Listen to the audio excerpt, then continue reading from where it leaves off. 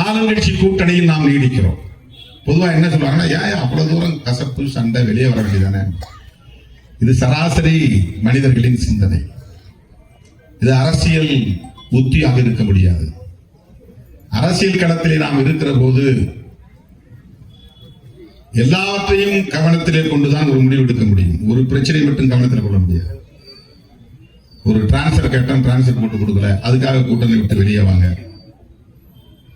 Admission கேட்டோம், admission கிடைக்கல, government காலேஜில் கூட உதவி செய்ய மாட்டேங்கிறாங்க, அதிருப்தி, அதுக்காக கூட்டணி விட்டு வெளியே வாங்க. கோரிக்கைகள் 100 கோரிக்கைகள் வைக்கிறோம், 1-2 தான் நிறைவேறுது, 98 99 நிறைவேறல, அதுக்காக கூட்டணி விட்டு வெளியே வாங்க. இது சராசரியான அணுகுமுறை, சராசரியான ஒரு பார்வை.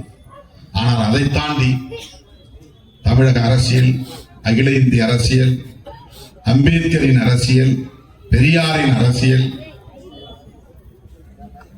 அதில் ஒட்டுமொத்தமாக தமிழ்நாட்டு மக்களின் நலன், தலித்துகளின் நலன் எவ்வளவு முக்கியமோ அதுபோல தமிழ்நாட்டு மக்களின் நலன், தமிழ்நாட்டு மக்களின் நலன் எவ்வளவு முக்கியமோ அப்படி அகில இந்திய அளவில் விளிம்பு நிலை மக்களின் நலன்கள், இதையெல்லாம் கவனத்தில் கொண்டுதான் நாம் சீர்தூக்கி பார்த்து சில முடிவுகளை எடுக்க வேண்டியிருக்கிறது.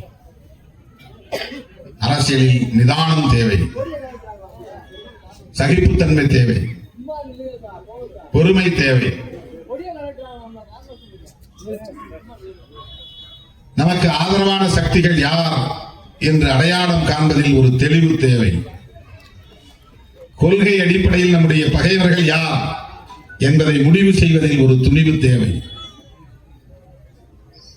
அதனால்தான் வெளிப்படையா முடிவெடுத்து சொல்றோம், பிஜேபி, பாமக இந்த 2 கட்சிகளில் இருக்கிற அணியில் நாங்கள் ஒருபோதும்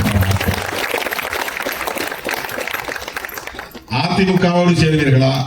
சேரலாம், பிரச்சனை இல்லை. ஆனால் அதிமுகவோடு பிஜேபி இருப்பதனால் சேர முடியாது.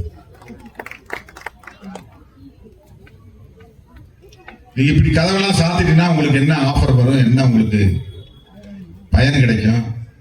இங்கேயும் திறந்து வச்சுட்டு அங்கேயும் திறந்து வச்சாதானே நீ ஒழுங்கா இந்த பேரம் பேசலன்னா அந்த பக்கம் போயிடுவேன்னு மிரட்ட முடியும்.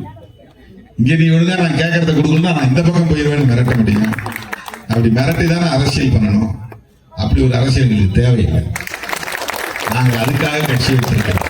அம்பேத்கருடைய அரசியலை மக்களிடம் கொண்டு போய் சேர்க்க வேண்டும், அவ்வளவுதான். 4 பேரை 5 பேரை ஆக்கிட்டா புரட்சி நடத்த போறதில்லை. 5 பேரை 10 பேரை ஆக்கிட்டதுனால ஒன்றும் புரட்சி நடக்க போறதில்லை. 0ல இருக்கிற போதே தாக்கத்தை ஏற்படுத்தியவர்கள் விடுதலை சிறுத்தைகள். ஒண்ணுமே இல்லாத போது தமிழ்நாட்டு அரசியலில் விடுதலை சிறுத்தைகள் யார் என்று திரும்பி பார்க்கக்கூடிய வகையில களமாடியவர்கள் விடுதலை சிறுத்தைகள். செய்திகளை உடனுக்குடனும் துல்லியமாகவும் தெரிந்து கொள்ள சப்ஸ்கிரைப் பண்ணுங்க.